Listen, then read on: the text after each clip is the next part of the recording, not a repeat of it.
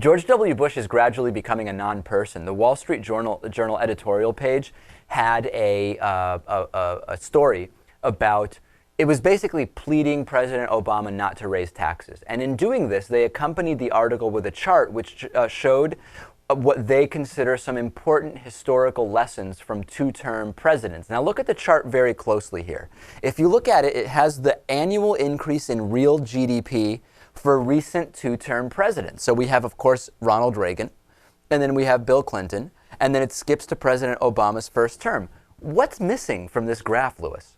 2 terms of George W. Bush. Yeah, it's just not there. So this is, again, we have to consider what recent two-term presidents did, but apparently not George W. Bush.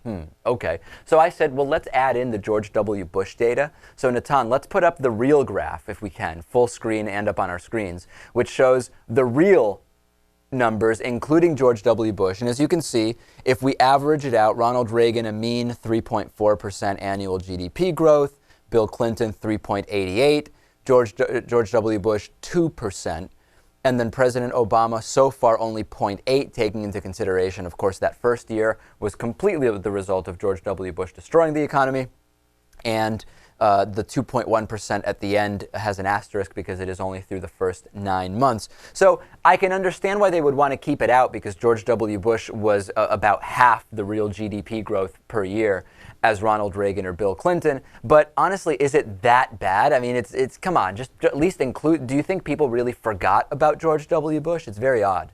No, we know for a very long time now through the primaries and the election that nobody on the Republican side wanted to mention his name because it makes them look bad. Right. But you know what? The other side wasn't doing it much either. The Republican National Convention did a great job of pretending George W. Bush doesn't even exist. I'm sure the Wall Street Journal is just tagging along. Must be.